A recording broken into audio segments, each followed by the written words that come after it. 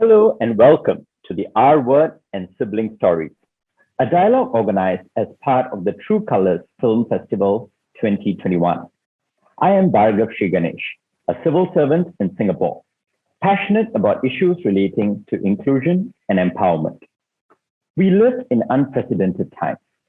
Perspectives, the theme of the True Colors Film Festival, is timely.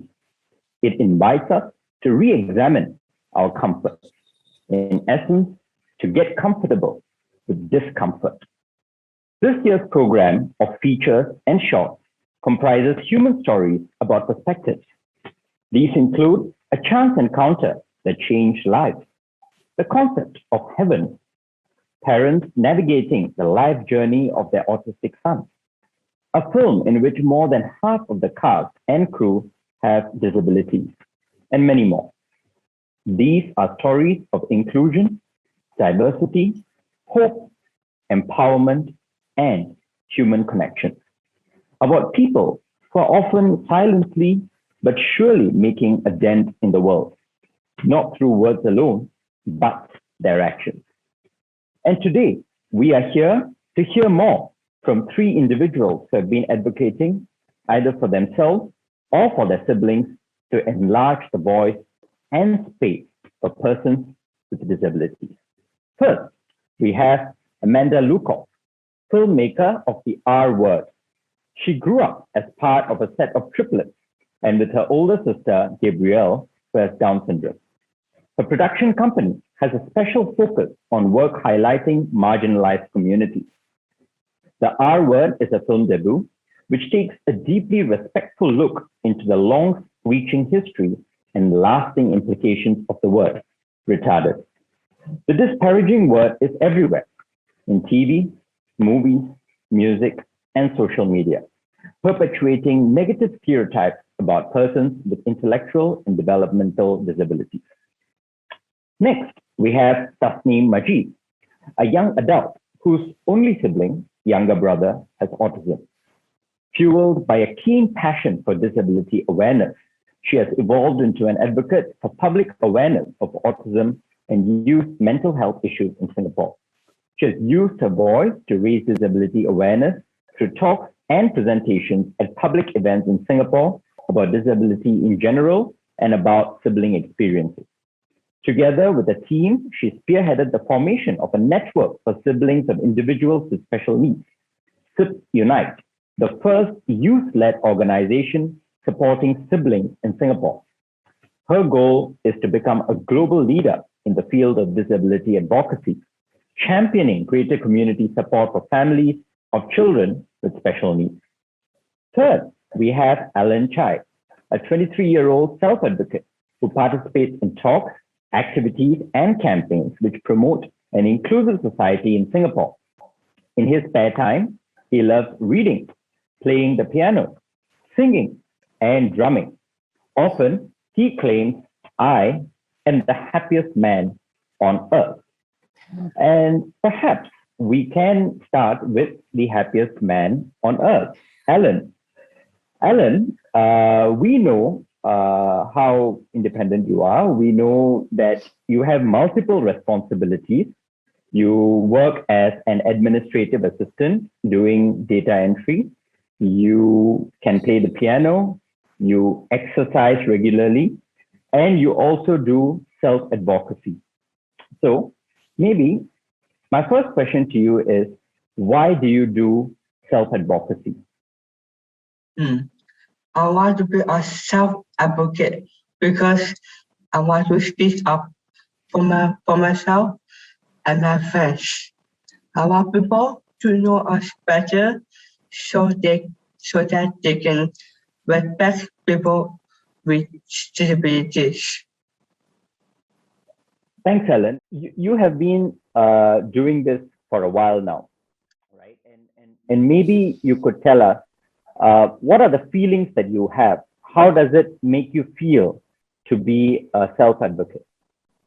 I feel very happy and proud of myself because I can help others to know better about people with disabilities. I'm sure in your experiences, you would have had any personal experiences that you would like to share with us during your self-advocacy? For example, sometimes it's about it. People tell me, "Hey, boy, you can sit on the winter seats." I tell them, "No, I am a young man. No need. Thank you." That's very powerful, Allan.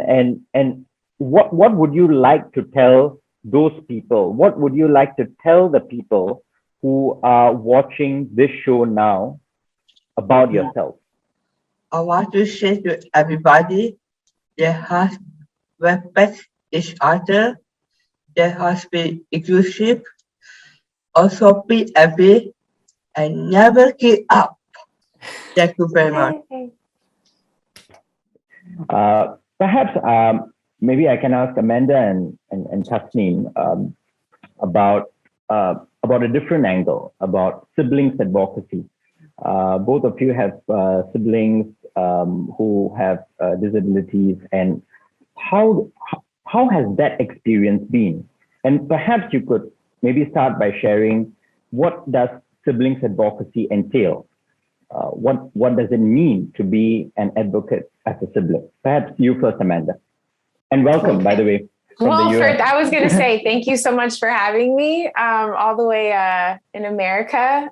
Just so overjoyed to be here with all of you and having this conversation.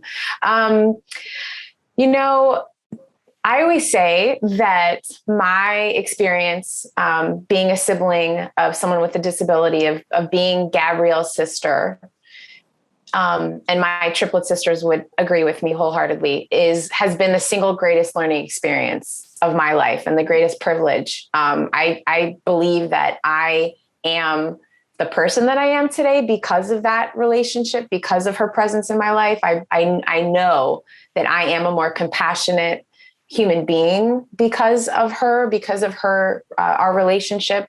It has informed how I view the world, how I interact with the world, the work that I want to do.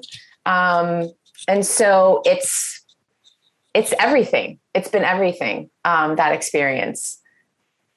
I also know on your side, Amanda, that you directed a film. Your film debut was The R Word. And perhaps you could share about your experience as to why did you decide to direct this film? And what was your key takeaway from this film?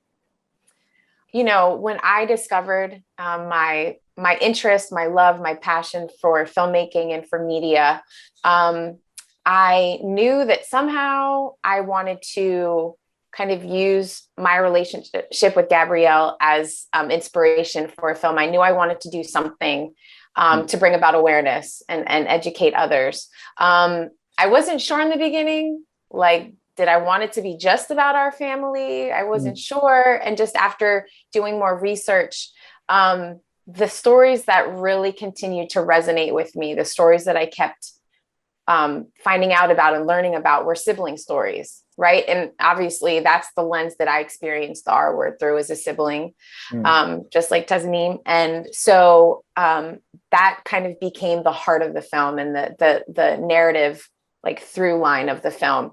And as far as the focus on the R word, just like you said, growing up for me here in the States, we're just bombarded with the use of the word casually. And as a child, through my adolescence, and continues today as an adult, like you said, it's everywhere. It's all over social media. It's all over television and film and in books and in music.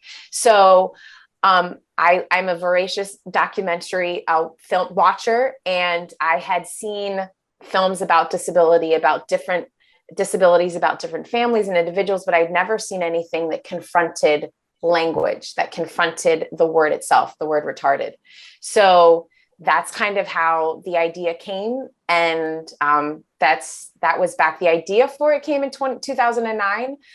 We went into production 2015. We're able to raise money to produce the film, and then had to self-fund to finish it. but it's been a passion project for a very long time. And it was very well received as well, wasn't it? When it did come out.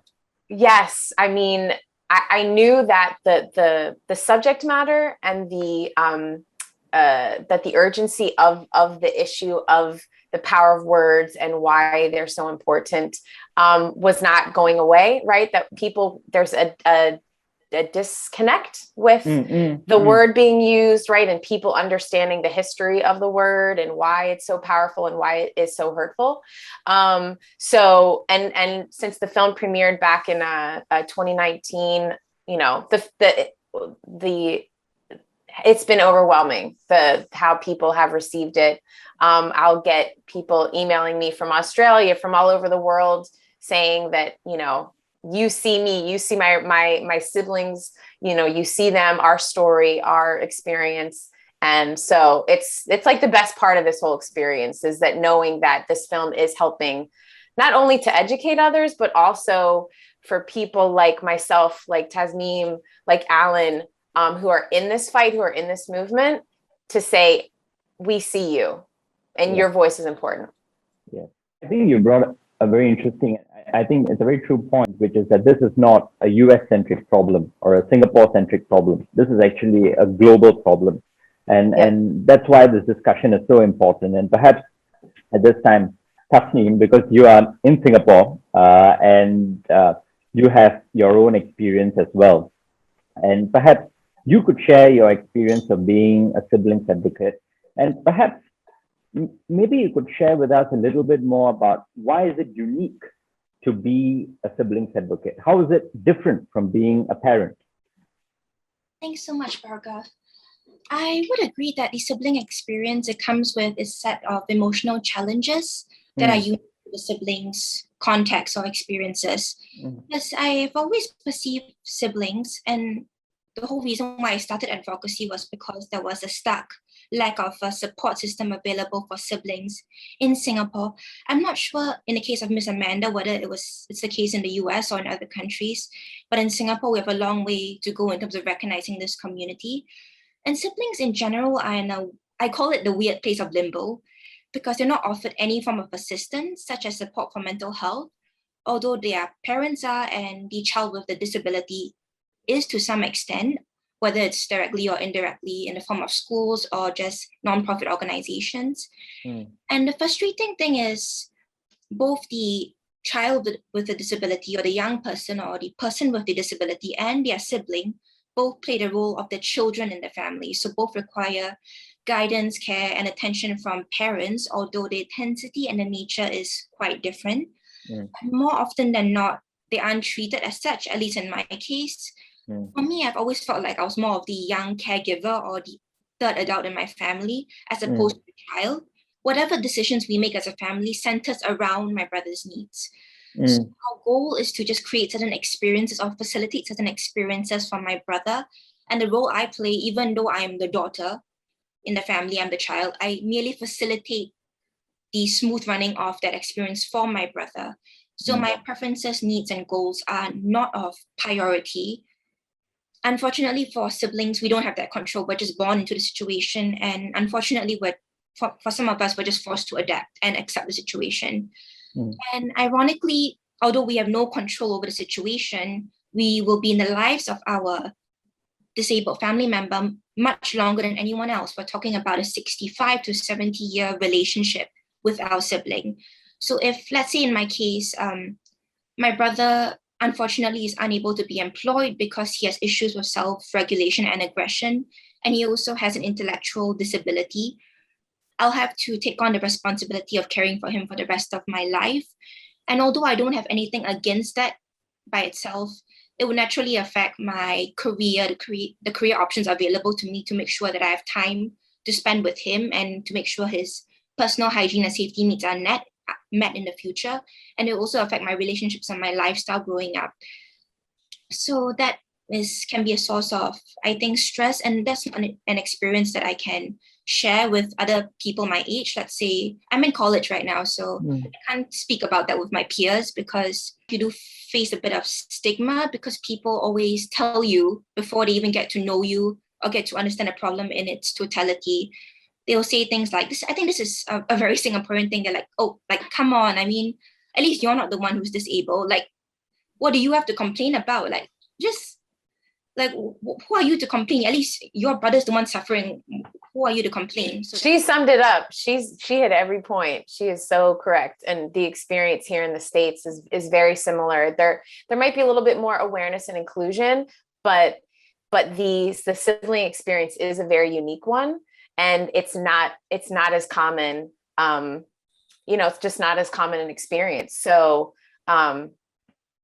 having that safe space, having other, people that can relate to you, that you can share, your frustrations and also like the beauty of the experience is really, really important. So kudos to you for creating your organization at 21. Oh my gosh. Like so impressed. I would like to ask both of you, and it's interesting. I've been thinking about it while you all are speaking. How has that relationship with your sibling evolved over time? Because obviously, Tasneem, you mentioned, I mean, I can sense that little bit of, I won't say frustration, but the social cost, the psychological cost, the burden sometimes, if I may use the word, that you feel sometimes from society. How has the relationship changed over time, over the years? Perhaps you could share, and Amanda, you as well. Perhaps Tasneem first. Thanks so much, Bhargav. It's quite complicated for me personally. It has evolved at every developmental stage. When I was younger, it didn't really affect me significantly because my brother, for the most part, was cooperative. We could just bring him from one place to another. We could get him to partake in certain activities. Sometimes when he experienced sensory overload, he would cry, but people would just see like a little boy, like a toddler or a very young child crying. They didn't think much of it. But eventually, when I entered adolescence, I think things changed a lot because you're at that age where you need a lot of validation because you're struggling with identity formation. But that's when a lot of the frustration began because my brother was also maturing as I was, and he began to be more self-aware. He would develop an opinion of his own, and he started to become very aggressive because he's nonverbal, completely nonverbal. So when it came to doing something he didn't like, or trying food that he was very suspicious of, maybe because of the texture. With autism, there's always hypersensitivity to sensory experiences. There could be the lack of sensitivity, but that's a different case. So for me, I experienced a lot of stresses that significantly affected my mental health and also caused some behavioral issues.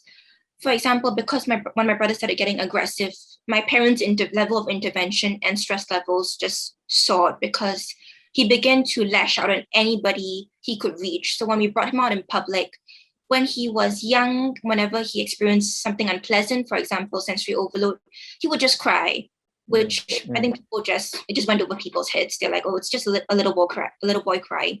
But at this point of time, he started to lash out. So he would scratch, punch, hit butt my parents or myself, and he would start screaming, and he would even attack members of the public. I remember we went to this particular shopping mall in Singapore that was quite popular, and I think it was just noisy because just in general, I think the crowds, I think the lights, I think children and babies crying, children talking very loudly.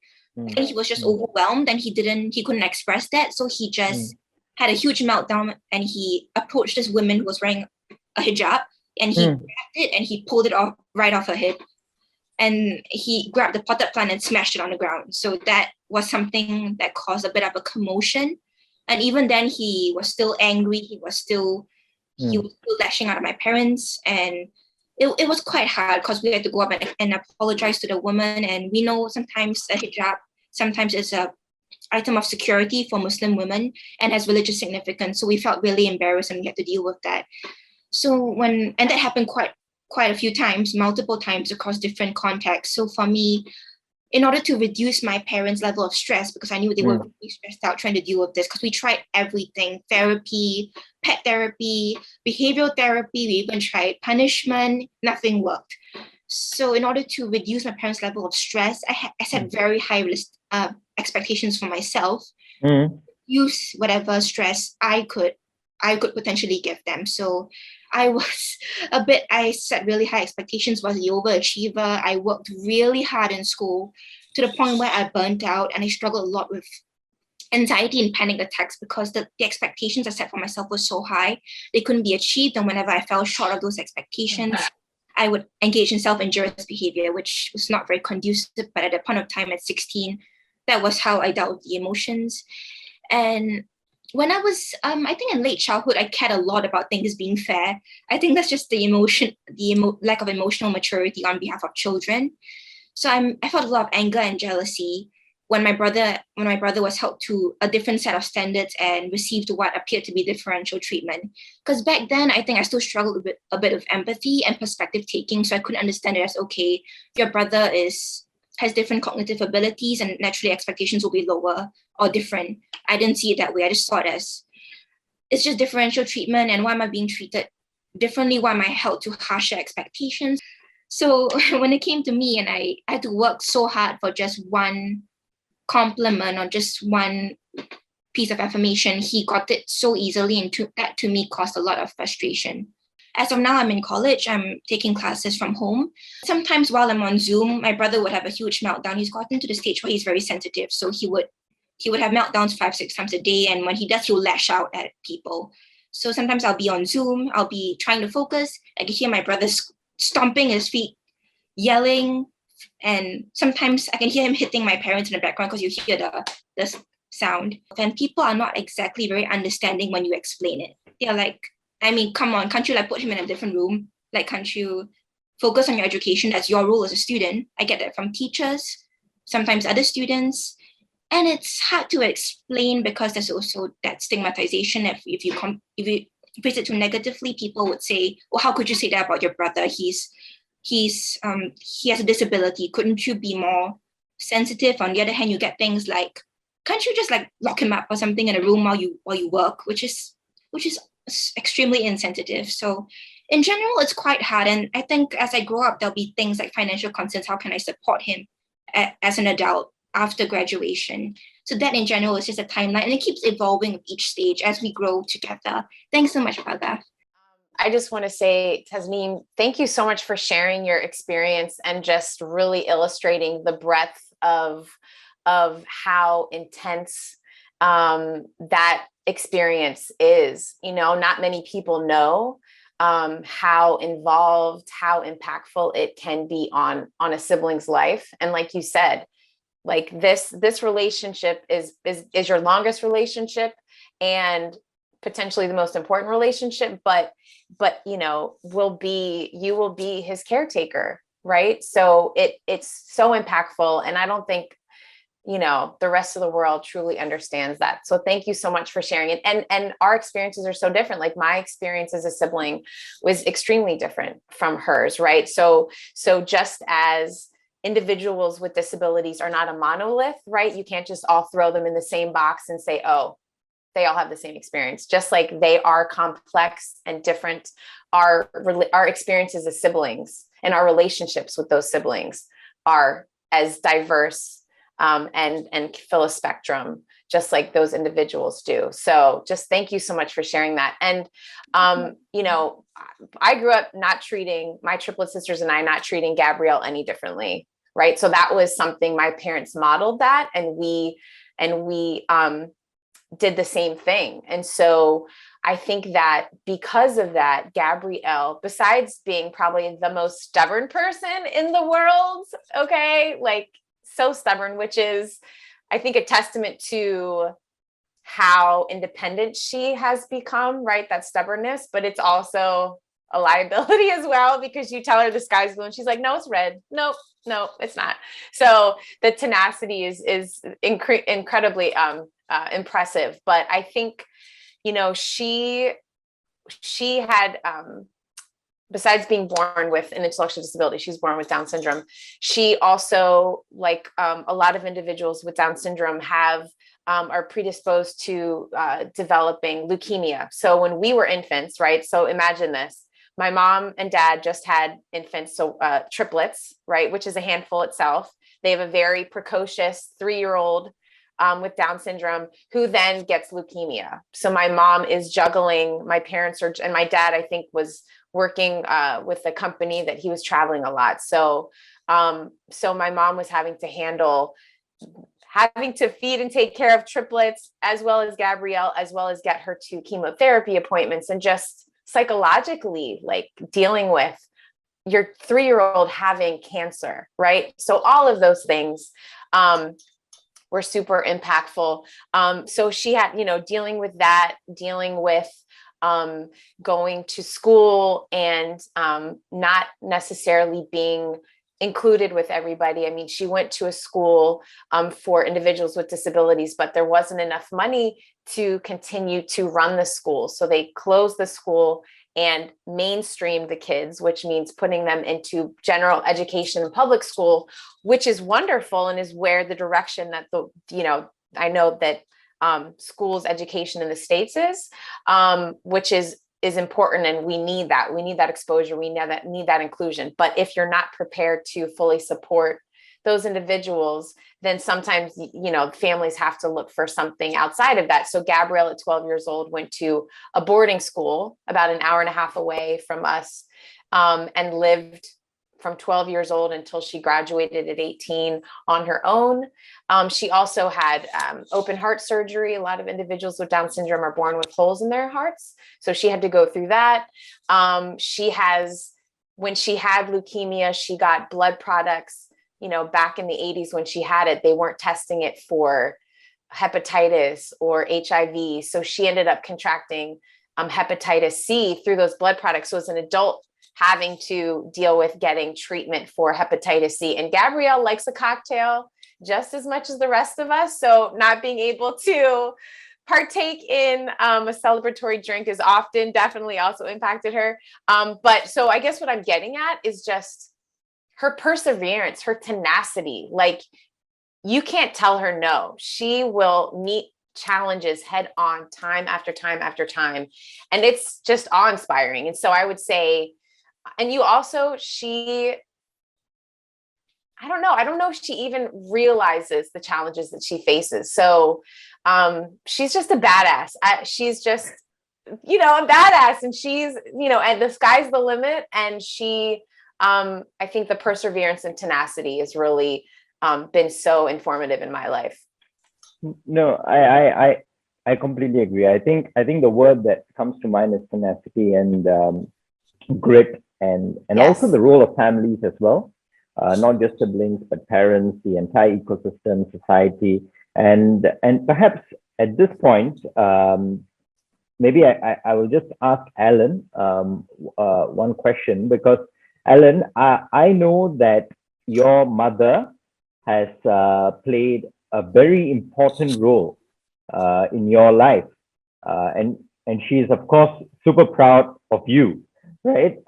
And can you maybe share the relationship that you have with your mother, and how has she been a partner in your life? I love my mother because she always spends time with me every weekday. She always visit with me and also watch movie with me, even with me, and she also at many projects with me, just as your project as well. So now I enjoy it.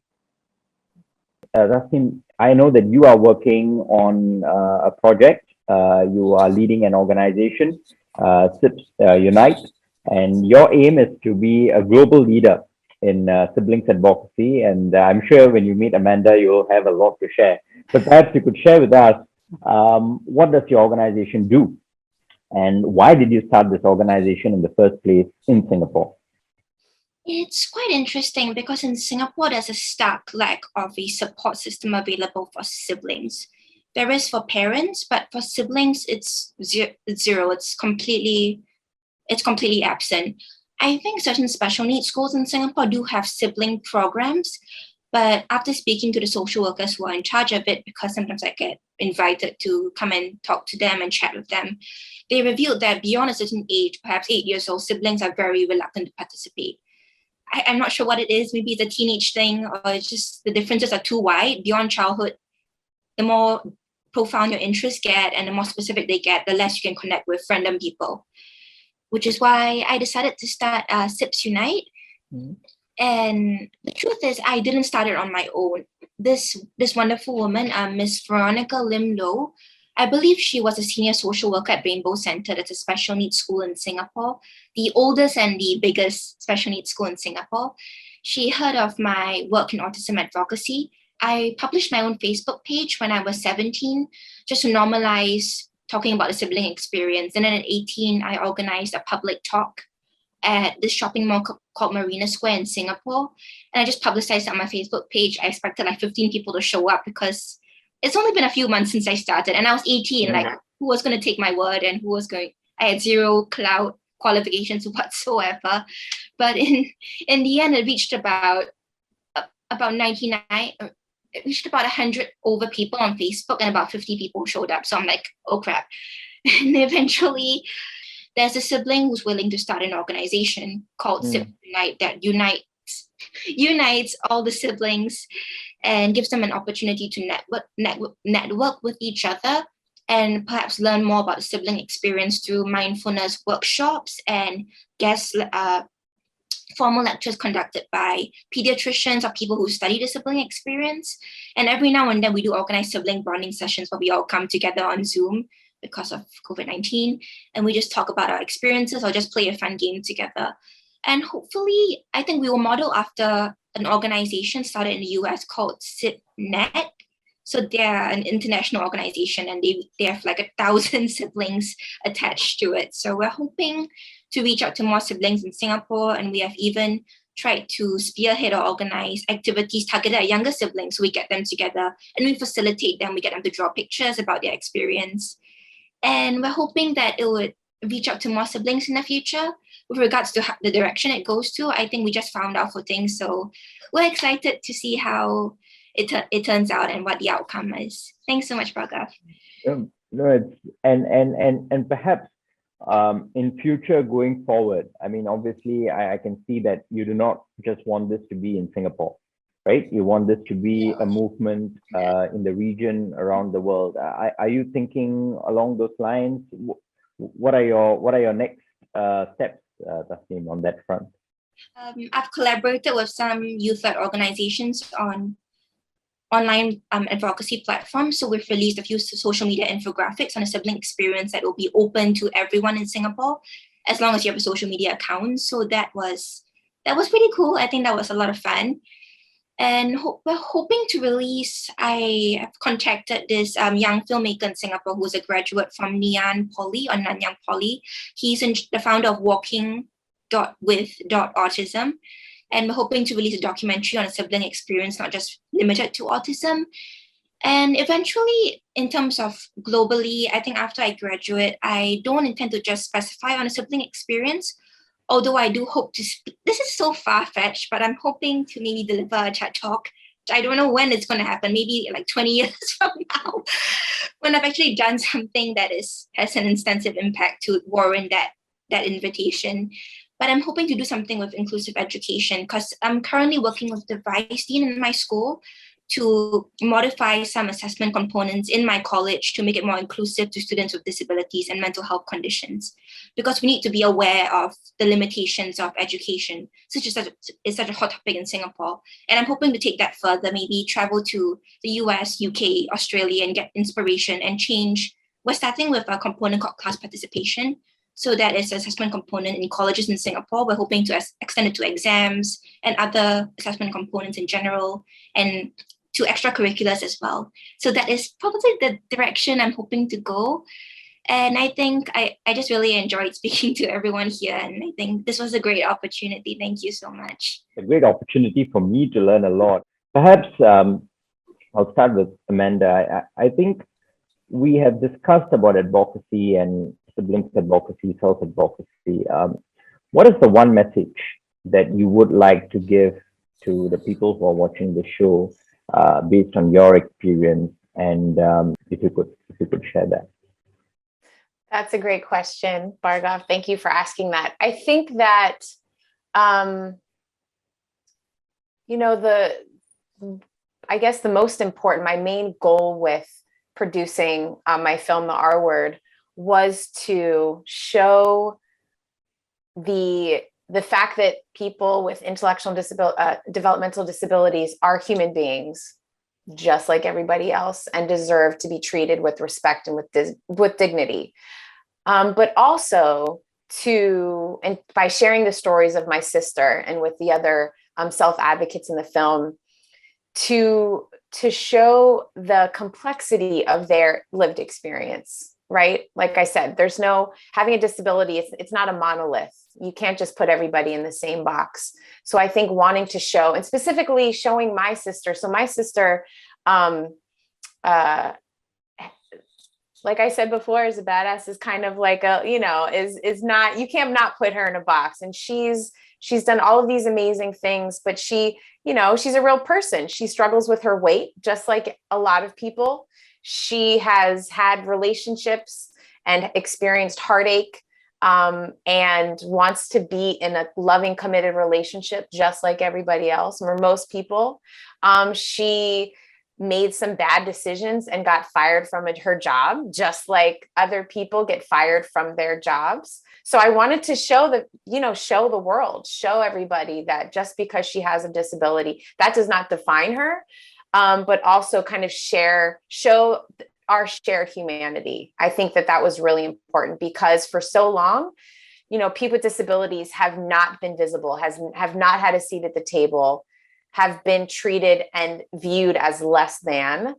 And so I think just showing, the love that siblings we have for each other, I think would hopefully get others to sit there and listen to the message that inclusion is important. Words are powerful. How we treat each other makes an impact. So, those are the takeaways that I hope that people get from watching my film, and from our conversation today. And by these two incredible young people, Allan and Tasneem, I'm twice your age, and I don't think I've accomplished as much as you all. And I'm just so excited for what you both are going to do in the future. So it's just been an honor to be here with you guys today. Tasneem, perhaps what is the one message that you would like to tell the people who are watching today from your experience? What should we take away? I think I'll just build up from what Miss Amanda mentioned, because it was very powerful and I thoroughly agree with it. It's sometimes all it takes is a conversation and a message. Because, in Singapore, I'm not sure what it's the case in the States, but they have this really annoying catchphrase called all talk, no action, which is ridiculous because sometimes at 17, I delivered a talk, and the truth is I had zero qualifications. And Singapore is very much about the data. It's about the results. It's about the physical outcomes. That's just Singapore in general. It's a very sensing nation. We don't go by intuition or by emotion, which has its plus and minuses. So, and people always say it's all about what you do, not what you say. But the truth is, something as simple as a conversation and normalizing that conversation can change attitudes. It can provoke emotions. It can change paradigms and mindsets, and that in turn can result in actual action, because the truth is human beings are very emotionally driven. And the truth is, watching Miss Amanda's film, I think I really resonated a lot of the experiences, because for a long time my classmates actually used the word autistic synonymously with the lack of intelligence, which is just horrific. And sometimes all it takes is just telling them, educating them nicely, saying that this is not a sensitive way to be looking at this. And it just takes that, and sometimes talking about your own experiences and how that affects you and how that affects your sibling, for them to go, oh, I'm so sorry, and they don't do it again. So that's really the power of words and the power of language, really. Thanks so much, Bhargav. No.